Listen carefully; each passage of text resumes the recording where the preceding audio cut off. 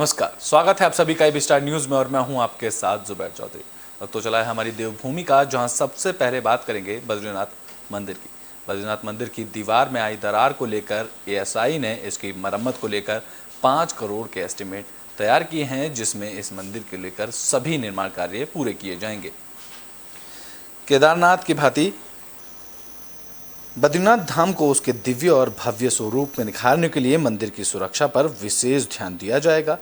धाम की महायोजना तैयार करने के दौरान मंदिर की दाहिनी ओर की दीवार पर हल्की दरार देखी गई, जिसके बाद पर्यटन सचिव दिलीप जावलकर के अनुसार एएसआई इसका उपचार करेगी। इसके लिए एएसआई ने 5 करोड़ रुपए का एस्टीमेट भी तैयार किया है। उन्होंने यह भी बताया कि मंदिर के पीछे स्थित ग्लेशियर की सुरक्षा के लिए दीवार का निर्माण कार्य किया जाएगा। बद्रीनाथ मंदिर की दीवार पर आई हल्की दरार की मरम्मत का कार्य एएसआई के माध्यम से किया जाएगा, जिसमें एएसआई ने 5 करोड़ रुपए खर्च करने का एस्टीमेट तैयार किया है। मॉनसून के बाद यह मरम्मत का कार्य शुरू किया जाएगा। जिसमें सचिव पर्यटन ने कहा कि बद्रीनाथ धाम हमारी प्राचीन धरोहर है, इसका संरक्षण करने के लिए सरकार प्रतिबद्ध है। उन्होंने कहा कि बद्रीनाथ धाम की महायोजना में मंदिर को सुरक्षित करने पर विशेष जोर दिया जाएगा।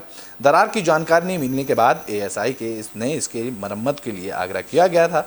इस पर लगभग 5 करोड़ रुपए के व्यय को होने का अनुमान लगाया गया है। दीवार की मरम्मत का कार्य मानसून के बाद शुरू किया जाएगा, जिसमें मंदिर के ठीक पीछे ग्लेशियर भी है।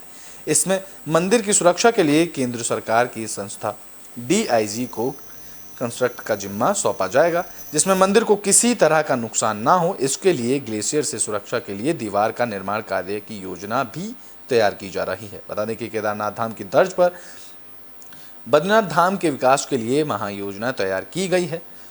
बद्रीनाथ धाम का विकास प्रधानमंत्री नरेंद्र मोदी के ड्रीम प्रोजेक्ट में शामिल है, जिसमें केदारनाथ धाम के विकास की योजना की तरह ही बद्रीनाथ धाम को तीर्थ यात्रियों की सुविधा के लिए विकसित किया जाएगा।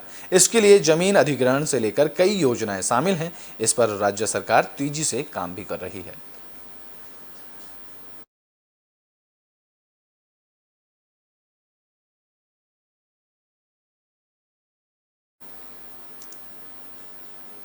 ब्रिटेन में बात अब उत्तरकाशी की कर लेते हैं। उत्तरकाशी में मूसलाधार बारिश हुई, जिस बारिश ने लोगों को परेशानी में डाल दिया। आपको बता दें कि मूसलाधार बारिश में से मोरी के बाजार में पहाड़ का मलबा पहुंच गया, जिसको हटाने का काम किया जा रहा है। यमुना वैली में देर रात से भारी वर्षा हुई, जिसमें भारी बारिश के कारण बरसाती नाले उफान पर रहे, जिस कारण बड़कोट के वार्ड नंबर 7 में जल भराव की स्थिति पैदा हो गई। समय रहते ही जल की निकासी की गई और उधर मोरी बाजार में सड़क पर मलबा आ गया, जिसे हटाने का कार्य किया गया। जिसके बाद जलाधिकारी अभिषेक रोहेला ने गति से सड़क मार्ग में मलबा हटाने के साथ साथ मार्ग को आवागमन के लिए सुचारू के निर्देश भी दिए गए।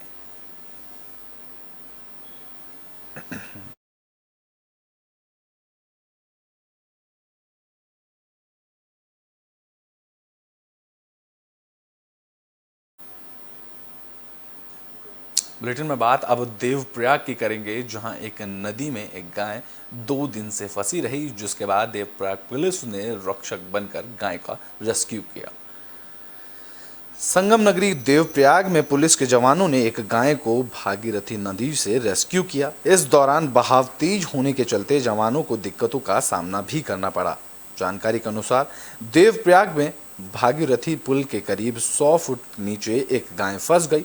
बताया जा रहा था कि गाय कहीं से बहकर आई थी और पुल के नीचे आ फंस गई थी, लेकिन अब गाय को आने जाने का रास्ता नहीं मिल पा रहा था, जिस कारण गाय 2 दिनों से वहीं पर अटकी हुई पड़ी थी।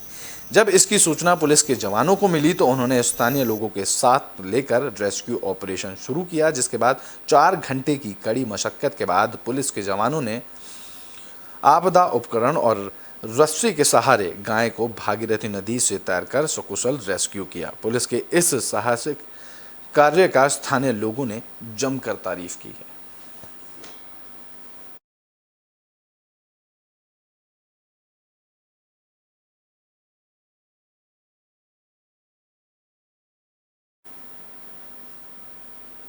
बुलेटिन में बात अब रुद्रप्रयाग की कर लेते हैं, जहां बारिश के कारण सड़क बंद रही। आपको बता दें कि मूसलाधार बारिश होने के कारण बद्रीनाथ हाईवे भी बंद रहा। उत्तराखंड में मानसून का असर चार धाम वाले राजमार्गों पर लगातार बना हुआ है। बद्रीनाथ नेशनल हाईवे लामबगड़ में एक बार फिर से कचरा नाले के पास बंद हो गया, जहां रास्ते में मलबा हटाया गया। यहां कुछ देर के लिए ही खुला रहा और बाद में भी रास्ते को बंद कर दिया गया। जहां जोशीमठ बद्रीनाथ हाईवे तायापुल के पास भी रास्ते को बंद किया गया।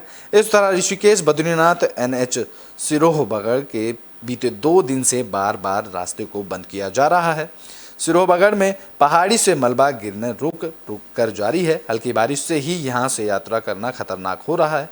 इधर उत्तरकाशी में भारी बारिश से बुधवार को हुए यमुनोत्री हाईवे तो 7 घंटे बाद खोला जा सका, जिसे करीब 11 लिंक मार्ग बुरी तरह से प्रभावित हुए।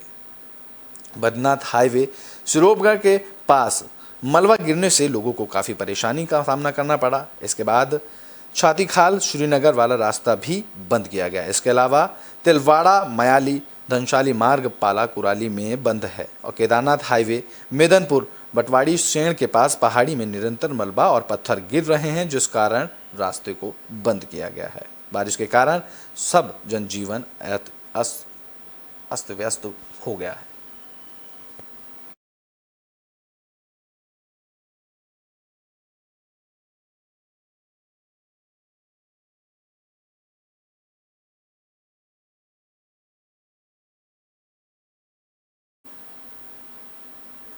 ब्रिटेन में बात अब चंपावत की कर लेते हैं, जहां वन निगम अध्यक्ष के स्वागत बीजेपी के कार्यकर्ताओं ने बहुत जोरदार से किया। उत्तराखंड वन विकास निगम के अध्यक्ष कैलाश गहतोड़ी पर पद ग्रहण करने के बाद पहली बार चंपावत के लोहाघाट क्षेत्र पहुंचने पर बीजेपी कार्यकर्ताओं ने उनका फूल मालाओं के साथ जोरदार स्वागत किया। तो वहीं नगरपालिका अध्यक्ष गोविंद वर्मा के नेतृत्व में हुए सम्मान समारोह में बीजेपी पदाधिकारियों और कार्यकर्ताओं ने उनका जोरदार स्वागत किया और समस्याओं को लेकर ज्ञापन भी दिया। वहीं वन विकास निगम अध्यक्ष कैलाश गहतोड़ी ने मीडिया को संबोधित करते हुए कहा कि प्रदेश के युवा सीएम पुष्कर सिंह धामी के नेतृत्व में चंपावत के सभी क्षेत्रों का भरपूर विकास किया जाएगा। वन निगम को आगे बढ़ने के लिए उन्होंने योजनाएं बनानी शुरू कर दी हैं। आने वाले 1 साल के अंदर ही वन निगम का कायाकल्प नजर आएगा। उन्होंने कहा कि उत्तराखंड की लकड़ी पूरे देश में प्रसिद्ध है। उन्होंने कहा कि वन निगम इन बहुमूल्य सूखी लकड़ियों का फर्नीचर बनाकर एक ब्रांड के साथ बाजार में उतारेगा, जिससे वन निगम की आय बढ़ने के साथ साथ लोगों को रोजगार भी मिलेगा। उन्होंने आगे कहा कि वन निगम को आगे बढ़ाने के लिए हर संभव प्रयास किए जा रहे हैं, जिसके लिए उन्होंने वन निगम के अधिकारियों को जरूरी दिशा निर्देश भी दिए।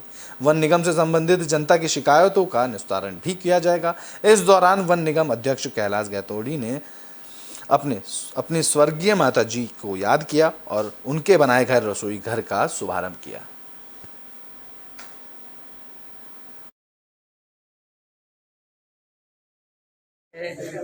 मेरे ख्याल से हमारी जितनी बैठकें अपने अधिकारियों के साथ लगातार मीडिया के माध्यम से भी आपने जाना होगा, क्योंकि हमने एक दिन भी नौकरी नहीं की है, हमेशा ही बिजनेस किया है, तो हम जानते हैं कि नियोजन क्या होता है और किस तरीके से मैक्सिमम जो है उत्पादन हम कर सकते हैं। और कई और अपॉर्चुनिटीज हमारे पास हैं वन विकास निगम में, और हमने कुछ आइडियाज़ जो है शेयर किए हैं और कुछ आइडियाज़ हमने अपने अधिकारियों से भी लिए हैं। हम बहुत सारे नए काम वन निगम में करने जा रहे हैं और निश्चित मानिए कि साल भर के अंदर जो वन निगम आज देख रहे हैं आप, उसमें कई सारे परिवर्तन होते भी आपको दिखेंगे। जब हम लकड़ी का व्यापार करते हैं तो हम उसका जब रॉ मटेरियल बेच सकते हैं, बना करके क्यों नहीं बेच सकते हैं? हमें कई गुना उसमें एक रोजगार मिलता है, एक दूसरा इनकम बढ़ेगी हमारी, एक हमारी ब्रांड भी। बुलेटिन के आखिरी में बात कांवड़ यात्रा की कर लेते हैं, जहां कांवड़ यात्रा को लेकर प्रशासन पूरी तरह से अलर्ट मोड पर है। आपको बता दें कि 14 जुलाई से हरिद्वार ऋषिकेश में कांवड़ यात्रा शुरू होने वाली है। उत्तराखंड में कांवड़ यात्रा को लेकर प्रशासन काफ़ी एक्टिव मोड में आ चुका है और यात्रा को लेकर तैयारियां शुरू कर दी हैं। बता दें कि 14 जुलाई से हरिद्वार और ऋषिकेश में कांवड़ यात्रियों के आने का सिलसिला शुरू होने वाला है, जिस दौरान काफ़ी बड़ी संख्या में शिव भक्तों के पहुंचने की संभावना जताई जा रही है। उत्तराखंड के डीजीपी अशोक कुमार ने बताया कि प्रदेश में आने वाले तीर्थ यात्रियों और कांवड़ियों के लिए उत्तराखंड पुलिस ने अपना आगामी प्लान तैयार कर लिया है। यात्रा के दौरान लोगों को किसी भी तरह की कोई दिक्कत नहीं होगी, उसकी व्यवस्था के पूरे इंतजाम भी पुलिस ने कर लिए हैं। जो कांवड़िए जलाभिषेक के लिए हरिद्वार और ऋषिकेश आने वाले हैं, उनके लिए प्रशासन अलग से व्यवस्थाएं कर रहा है और कई जगहों पर रूट को डाइवर्ट भी किया जा रहा है, जिस पर प्रशासन की काफी पैनी नजर बनी हुई है।